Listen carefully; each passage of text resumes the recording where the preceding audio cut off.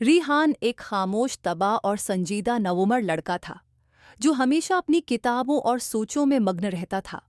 वो नए दोस्त बनाने में हचकचाता था और ज्यादातर तन्हा रहने को तरजीह देता था। दूसरी तरफ आयशा एक चलबली, जिंदा दिल लड़की थी जो हमेशा हंसती और दूसरों के साथ खेलती रहती थी। इसके लिए दोस्त बनाना दुनिया का सबसे आसान काम है था। ये दोनों एक ही स्कूल में पढ़ते थे लेकिन कभी बात नहीं की थी।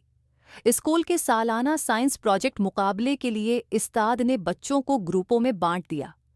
किस्मत से राहान और आयशा एक ही ग्रुप में थे।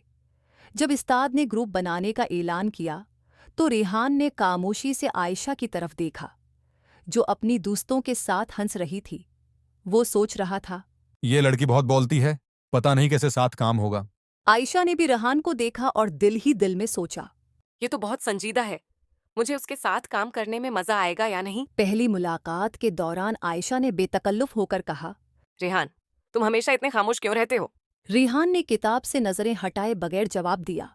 मुझे ज्यादा बोलना पसंद नहीं। कोई बात नहीं, मैं तो बोल लूंगी।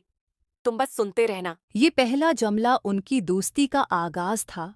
रेहान और आयशा ने मिलकर साइंस प्रोजेक्ट पर काम शुरू किया।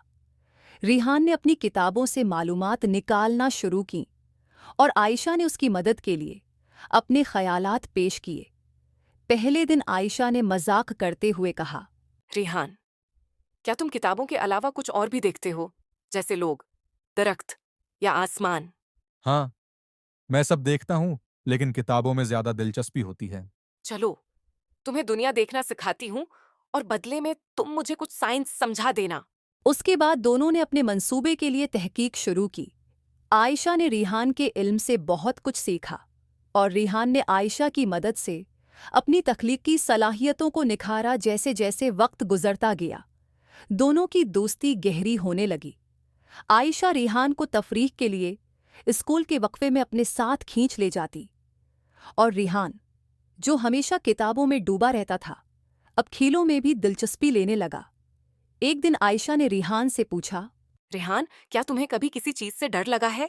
रेहान ने कुछ लम्हे सोचकर कहा, हाँ, स्टेज पर बात करने से मुझे लगता है कि मैं सबके सामने कुछ बोल नहीं पाऊंगा। ये तो कोई बड़ी बात नहीं। मैं तुम्हें इस डर से निकालूंगी। एक दिन स्कूल में तकरीरी मुकाबले का ऐलान हुआ। आयशा ने फौरन रेहान का नाम दर्ज करवा दिया। रेहान हैरान होकर बोला, आयशा, तुमने ये क्या किया? मैं स्टेज पर कैसे जा सकता हूँ? तुम कर सकते हो। बस मुझ पर भरोसा करो और अपनी पूरी तैयारी करो। मैं तुम्हारी मदद करूंगी। रेहान ने हचकचाते हुए हामी भर ली। अगले कई दिनों तक दोनों ने मिलकर मेहनत की। आयशा ने उसे हौसला दिया और कहा, बस अपनी बात पर यकीन रखो और सब ठीक हो जाएगा। आखिरकार मुकाबले का दिन आ गया। रेहान स्टेज पर गया और थोड़ा नर्वस था, लेकिन उसने हिम्मत जमा की और अपनी तकरीर मुकम्मल की। जब वो नीचे उतरा तो आयशा ने खुश होकर कहा, तुमने कमाल कर दिया। मैंने कहा था ना कि तुम ये कर सकते हो। कुछ दिन बाद रेहान के चंद पुराने दोस्त उससे नाराज हो गए।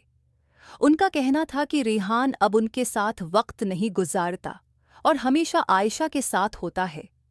रेहान परेशान हो गया। उसने आयशा को ये बात बताई तो आयशा ने संजीदगी से कहा, रेहान, दोस्ती के लिए दिल बड़ा होना चाहिए। तुम उनसे बात करो और उनकी गलत फहमी दूर करो। रेहान ने अपने दोस्तों से बात की और उनको यकीन दिलाया कि वो सब उसके लिए अहम है। इसके बाद सबने माफ़ी मांगी और फिर से एक साथ खेलने लगे। रेहान और आयशा ने अपनी दोस्ती के जरिए एक दूसरे की जिंदगी में बेहतरी लाई। आयशा ने रेहान को हंसना और खुश रहना सिखाया, जबकि रेहान ने आयशा को नज़्म व ज़ब्त और मुताले की अहमियत बताई। एक दिन स्कूल में एक और प्रोजेक्ट आया, जिसमें पूरे स्कूल के बच्चों ने मिलकर काम करना था। इस बार रेहान और आयशा ने मिलकर लीडरशिप की और अपनी टीम को बेहतरीन कारकर्दगी दिखाने में मदद दी। एक दिन दोनों स्कूल के बाग में बैठे थे। आयशा ने कहा, रेहान, क्या तुमने कभी सोचा कि हमारी दोस्ती ने हमें क्या सिखाया है? हाँ, उसने मुझे सिखाया कि जिंदगी सिर्फ किताबों तक महदूद नहीं होनी चाहिए। और तुमने? मुझे ये सिखाया कि मेहनत और सब्र हर मुश्किल को आसान बना सकते हैं। स्कूल के आखिरी दिनों में रेहान और आयशा ने फैसला किया कि वो हमेशा एक दूसरे के साथ राबिते में रहेंगे। उन्होंने अपनी दोस्ती को एक खास तहफ़ा समझा और अहद किया कि वो उसे हमेशा कायम रखेंगे। ये कहानी हमें ये सबक देती है कि सच्ची दोस्ती ज़िंदगी के हर मुश्किल मरहले में हमारी रहनुमाई कर सकती है। अगर हम एक दूसरे का साथ दें, हौसला अफजाई करें और समझदारी से काम लें, तो हम हर मुश्किल को आसान बना सकते हैं।